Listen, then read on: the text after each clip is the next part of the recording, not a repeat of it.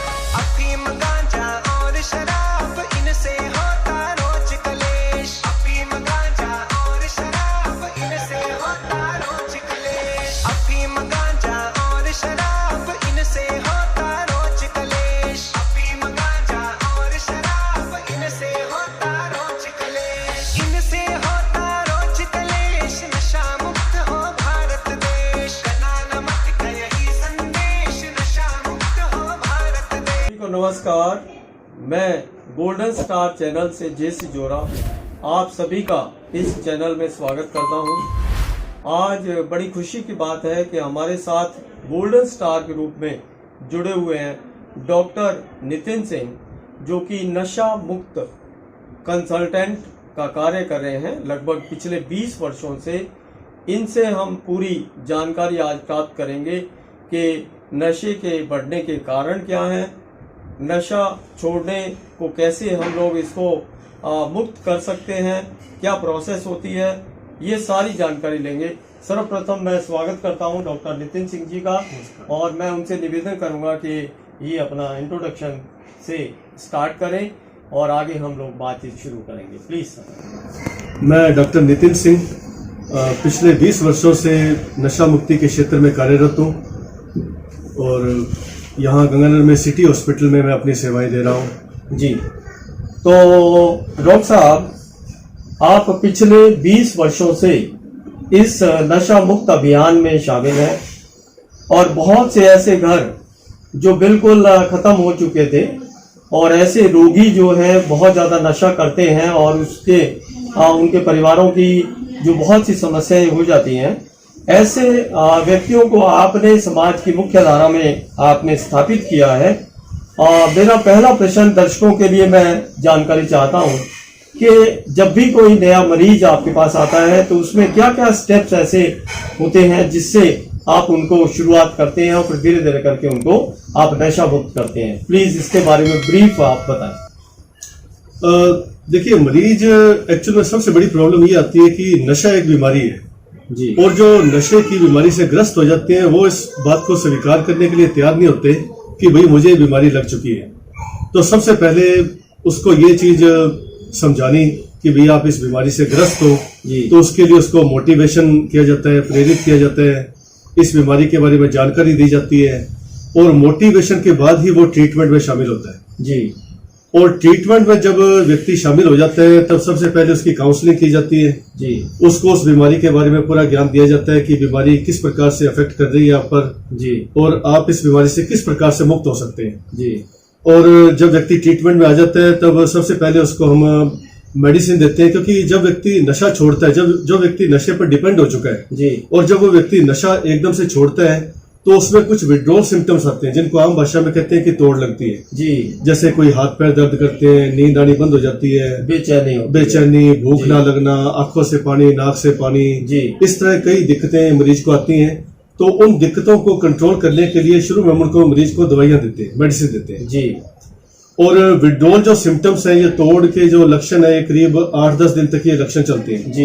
ये डिपेंड करता है कि मरीज कितने समय से नशा ले रहे हैं जी, और हर नशे के लिए सिम्टम्स अलग अलग आते हैं। ठीक है। और जब मरीज स्टेबल हो जाता है, उसके ये जो सिम्टम्स सबसाइड हो जाते हैं, मरीज उसके बाद में मरीज को फिर काउंसलिंग पर लेकर आते हैं। जी फिर मरीज को समझाते हैं और मरीज को काउंसलिंग, उसका लाइफस्टाइल, तो इन सब चीजों पर हम वर्क करते हैं। जी तो क्योंकि एक्चुअल में क्या है कि प्रॉब्लम बेसिक क्या है कि व्यक्ति को जाना वही है, जी जहां से व्यक्ति आया था जाना उसको वही है, जी वही वो जो नशा चल रहा है वही सब जगह है, तो वहां अब हम बिना नशे के कैसे रहें, जी इसके बारे में मरीज को एक ट्रेनिंग दी जाती है जी कि नशे, जहां नशा चल रहा है वहां हम बिना नशे के हम कैसे रहें। जी तो उसको जब वो व्यक्ति ट्रेंड हो जाता है इन चीजों में, तो वो व्यक्ति फिर वो अच्छा जीवन यापन कर सकता है। जी जी बहुत बढ़िया।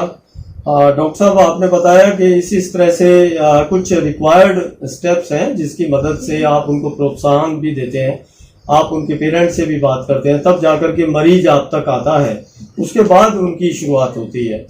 तो मैं जानकारी चाह रहा था कि नशों की जो संख्या बढ़ने के साथ साथ मरीजों की संख्या बढ़ रही है, तो क्या ऐसा कारण हो सकता है जो जानकारी में आए, तो जिस पर हम लोग थोड़ा सा विकल्प ऐसा बन जाए कि नशों की जगह पर व्यक्ति दूसरी जगह चला जाए, तो इसका क्या कारण है कि ऐसा क्यों, नशा क्यों बढ़ रहा है? प्लीज। ये बात सही है आपकी कि नशे की बीमारी अब बहुत तेजी से बढ़ रही है जी, और इस बीमारी के बढ़ने के पीछे कुछ बेसिक रीजन है। एक रीजन तो ये है कि नशे की जो बीमारी है इसका एक विशेष पैटर्न है व्यक्ति को अपने चंगुल में लेने का जी, और ज्यादातर लोग उस पैटर्न को नहीं जानने की वजह से ही नशेबाज बन जाते हैं जी। अब एक बात बिल्कुल क्लियर है कि कोई भी व्यक्ति नशेबाज बनने के लिए नशा शुरू नहीं करता जी शुरुआत कैसे होती है, कभी कभी लिया, पार्टी में लिया, ओकेजनली लिया जी, लोग सोचते हैं कि इस प्रकार से चलता रहेगा जी, लेकिन ऐसा चलता नहीं है क्योंकि नशे की बीमारी का एक पैटर्न है। धीरे धीरे व्यक्ति को पता ही नहीं चलता कि कब नशे की बीमारी उस पर हावी हो जाती है जी और कब वो व्यक्ति नशे की बीमारी के कंट्रोल में आ जाता है जी, और धीरे धीरे नशा व्यक्ति को अपने चंगुल में ले लेता है और व्यक्ति को अपने कंट्रोल में ले लेता है। तब व्यक्ति का खुद पर से कंट्रोल खत्म हो जाता है जी, तब व्यक्ति को नशा लेना पड़ता है और इस बीमारी के पैटर्न को ना जानने की वजह से ही नशा बहुत बढ़ रहा है जी और जो दूसरा जो कारण है वो कारण है कि अवेयरनेस की कमी जी, नशे की बीमारी के बारे में जागरूकता का बहुत अभाव है और यदि लोग जागरूक हों, यदि बच्चों को स्कूली लेवल पर जागरूक किया जाए तो इस बीमारी को हम कंट्रोल कर सकते हैं। जी बहुत बढ़िया। तो कुल मिलाकर के ये हुआ कि हैबिट फॉर्मेशन कभी 1 या 2 दिन में नहीं बनती, वो जैसा कि आपने बताया कि धीरे धीरे करते हुए व्यक्ति नशे की तरफ जाता है, ओकेजनली उसको मिलना शुरू होता है या दोस्तों या ऐसे फ्रेंड्स के बीच में वो बैठता है जहां से उसकी शुरुआत होती है। अगर पहले ही उसकी रोकथाम लगा दी जाए, मतलब पेरेंट्स को ऐसा सोचना चाहिए कि कम से कम उसकी वहीं से रोकथाम लगा दे। तो डॉक्टर साहब, जनरल जो पूरी जनता है, जनता का मतलब हम चाहते हैं ऐसे बच्चे जो अपना घर बर्बाद कर लेते हैं और धीरे धीरे करके या तो पेरेंट्स की जागरूकता, जैसा कि आपने बताया कि जागरूकता कम है, या फिर उस तरफ पूरा ध्यान नहीं दिया जाता, तो ऐसा क्या संदेश आप देना चाहेंगे जिससे पेरेंट्स भी इस बारे में अवेयर हो जाए? क्या क्या उनको सावधानियां 2-4 ऐसी आप टिप्स बताएं कि पूरे पेरेंट्स उस मामले में अपने बच्चों को कंट्रोल में अपने रखें जिससे वो बच्चे नशे की तरफ ना जाए।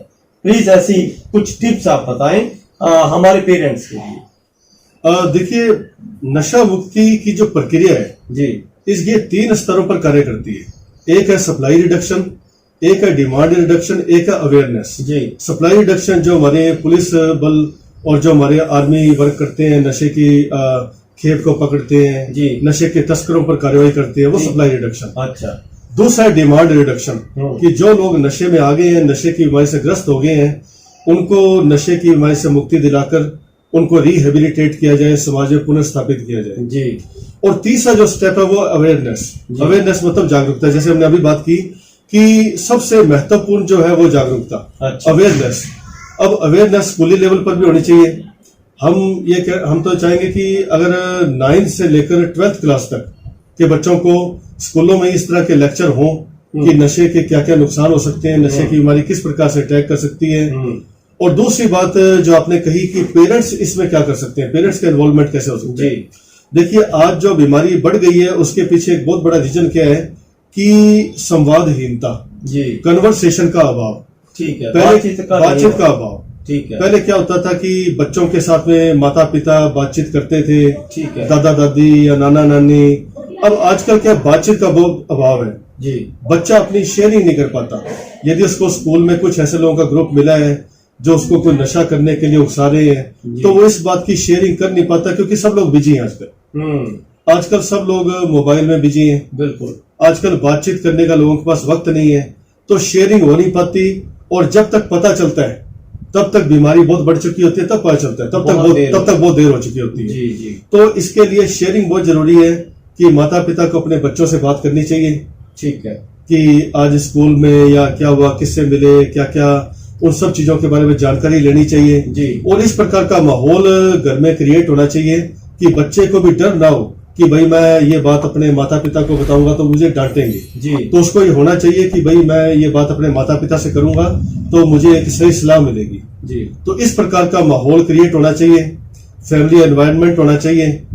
और बच्चों में कुछ हमें खेलों को भी बढ़ावा देना चाहिए, जी। आउटडोर एक्टिविटीज, आउटडोर गेम्स वो बड़े जरूरी हैं। जी, तो इन सब चीजों को यदि हम सही तरीके से करेंगे तो हमें एक अच्छे परिणाम देखने को मिल सकते हैं। जी, बहुत बढ़िया। डॉक्टर साहब, मैं ये जानकारी चाह रहा हूँ कि समाज में कोई व्यक्ति नशा धीरे धीरे शुरू करते ऐसी स्टेज में पहुंच जाए कि वो लगभग जो है बिल्कुल ऐसी स्थिति में वो मरणासन जैसी समस्या में ग्रसित हो जाए, वो व्यक्ति अगर आपके पास ऐसा व्यक्ति आता है, ऐसा पेशेंट आपके पास आता है, तो क्या उसका उपचार संभव है आपके द्वारा? कोई ऐसी दवाइयां या ऐसी तकनीक है कि बहुत लास्ट स्टेज में अगर कोई ऐसा पेशेंट आता है तो किस तरह से क्या उसका उपचार किया जा सकता है? मैं दर्शकों की जानकारी के लिए ये प्रश्न आपसे पूछना चाह रहा हूँ, प्लीज। देखिए, उस व्यक्ति का उपचार पूर्णतः संभव है जी। और ये आपने प्रश्न बहुत अच्छा पूछा है। एक्चुअल में एक मिसकंसेप्शन बहुत फैला हुआ है कि यदि कोई व्यक्ति बहुत लंबे समय से नशा कर रहा है, काफी ज्यादा मात्रा में नशा कर रहे हैं, उसको नशा लेते हुए बहुत साल हो गए हैं, तो वो नशे से मुक्ति नहीं पा सकता। जी। उसके साथ वाले भी उसको कहते हैं भाई अब तेरे काफी साल हो गए जी। हैं, अब तू नशा छोड़ नहीं सकता क्योंकि नशा तेरे हड्डियों में, तेरे खून में रच बस गया। तो ऐसा बिल्कुल भी नहीं है जी। व्यक्ति को नशा करते हुए चाहे जितना मर्जी समय हो गया हो, चाहे वो नशे की जितनी मात्रा ले रहा हो, चाहे वो कोई भी नशा कर रहा हो, हर नशे से मुक्ति पाना पूर्णतः संभव है। जी। जरूरी है कि उसका सही मेडिकल ट्रीटमेंट हो। ऐसी मेडिसिन अवेलेबल हैं, ऐसा ट्रीटमेंट अवेलेबल है कि व्यक्ति को बिना किसी जोखिम के, बिना किसी रिस्क के उसको नशा मुक्त किया जा सकता है। जी। व्यक्ति की खुद की इच्छा शक्ति हो और उसको सही ट्रीटमेंट मिले तो व्यक्ति नशे से मुक्ति पा सकते हैं। तो डॉक्टर साहब, अपने जो ये क्षेत्र है इसमें जल्दी किस तरह के नशे पाए जाते हैं? जो आप तक पेशेंट आते हैं वो क्या क्या आपको बताते होंगे कि हम इस तरह के नशे के आदी हैं? देखिए, शराब का नशा तो हमारे क्षेत्र में प्रचलित है ही जी। लेकिन जो आजकल की हमारी युवा पीढ़ी है उनमें हेरोइन का नशा, अच्छा, और मेडिकल नशे ओके। ये बहुत ज्यादा प्रचलन में आ चुके हैं। अच्छा, मेडिकल जो नशे बता रहे हैं तो उसमें क्या कोई दवाइयां हैं? हाँ, उसमें कुछ दवाइयां हैं अच्छा। जो उनको अवेलेबल हो जाती हैं, तो वो उन दवाइयों के पर वो डिपेंड हो जाते हैं। जी। और हेरोइन का नशा जो है वो लोग पहले वो पन्नी पर लेते थे। अच्छा। अब आजकल जो ज्यादातर जो लोग हैं वो उसको बाई इंजेक्ट ले रहे हैं, इंजेक्शन के द्वारा ले रहे हैं। इंजेक्शन से, अच्छा। तो उससे वो जब वो निडल की शेयरिंग कर लेते हैं हाँ। तो उनको HIV और काला पीलिया और भी कई तरह की बीमारियां हो जाती है, आपस में शेयरिंग करते हैं। शेयरिंग कर लेते हैं आपस में। जी जी जी जी। तो डॉक्टर साहब, बहुत अच्छे से आपने बताया, इसमें विस्तार से आपने बताया। एक अंतिम प्रश्न मैं और आपसे जानकारी चाहता हूं कि जो नशा नहीं करते हैं ऐसे लोगों के लिए आप क्या संदेश देना चाहें? उनकी क्या ऐसी हैबिट्स हो? जैसे पुराने लोगों में आदत थी कि सुबह उठने का था, रात को जल्दी सोने का था, ऐसी कुछ आदतें, बहुत ज्यादा तो नहीं संभव क्योंकि इतना बिजी शेड्यूल और ऐसा हमारा इस तरह का वर्किंग स्टाइल हो चुका है, लेकिन फिर भी कुछ कुछ बातें ऐसी आप बताएं दर्शकों को जिससे वो लोग कुछ फॉलो करें तो शायद अपनी हेल्थ को अच्छे से मेंटेन कर सकें, प्लीज। देखिए, आदमी का शेड्यूल सही होना बहुत जरूरी है। सुबह आदमी को टाइम से उठना चाहिए जी। वो योग या फिर वॉकिंग या एक्सरसाइज उस शेड्यूल को फॉलो करना चाहिए जी। रीडिंग की हैबिट बहुत अच्छी हैबिट है, कोई बुक रीडिंग, न्यूज़पेपर रीडिंग्स, और मनोरंजन के दूसरे साधन, कभी वो कभी घूमने के लिए जाना, मूवीज देखना, जी। ये चीजें बहुत जरूरी है। और एक बात और कहना चाहूंगा कि जो लोग नशा नहीं करते हैं उनको चाहिए कि जो लोग नशे में आ गए हैं उनको भी वो मोटिवेट करें। जी एक्चुअल में सबसे बड़ी प्रॉब्लम क्या है, जो व्यक्ति नशे में आ गया, नशा एक बीमारी है जी, उसको मोटिवेशन की बहुत जरूरत है। बिल्कुल। और मोटिवेशन, कंटिन्यूस मोटिवेशन। राइट। और कुछ लोग सोचते हैं भाई हम तो नशा करते नहीं है, हमारे घर में कोई नशा करता नहीं है, तो हमें इस नशा मुक्ति के अभियान से या इन चीजों से हमें क्या लेना। दूर रहना। तो देखिए, नशा एक ऐसी बीमारी है जिससे सब लोग अफेक्ट होते हैं जी। अब आज अपने देखते हैं कि ये हमारे क्षेत्र में काफी घटनाएं होती हैं कि कोई महिला जा रही आगे, पीछे से दो जने बाइक पर आए और पीछे वाले ने उस महिला गले से सोने की चैन छीन ली। जी। अब वो महिला किसी परिवार से हो सकती है, हमारे परिवार से भी हो सकती है। अब जो लोग नशे के आदी हो जाते हैं तो वो लोग अपने नशे की पूर्ति के लिए इस तरह की घटनाओं को भी अंजाम देते हैं। बिल्कुल। तो नशे से हर व्यक्ति प्रभावित है जी। तो इसमें सभी नशा मुक्ति के अभियान में सभी लोगों को अपना जितना हो सके अपना सहयोग जरूर देना चाहिए। जी जी, बहुत बढ़िया। डॉक्टर साहब, आज की जो ये हमारी बातचीत रही, बहुत अच्छी बातचीत रही। शायद मैं सोच रहा हूँ कि अगर इसको फॉलो किया जाएगा पेरेंट्स के द्वारा या इस तरह के ऐसे मरीजों के द्वारा, तो हमारे समाज में हम लोग ऐसे व्यक्तियों को मुख्य धारा में ला सकेंगे। एक बार पुनः आपका बहुत बहुत धन्यवाद कि आपने इस चैनल को समय दिया। और इसी के साथ साथ मैं निवेदन करना चाहूंगा सभी दर्शकों से, जेसी जोरा गोल्डन स्टार @ जेसी जोरा चैनल को सब्सक्राइब करें, शेयर करें, जिससे हम लोग समाज में ऐसी जो मुहिम हमने चलाई है वो आगे उसको बढ़ा सके। बहुत बहुत धन्यवाद।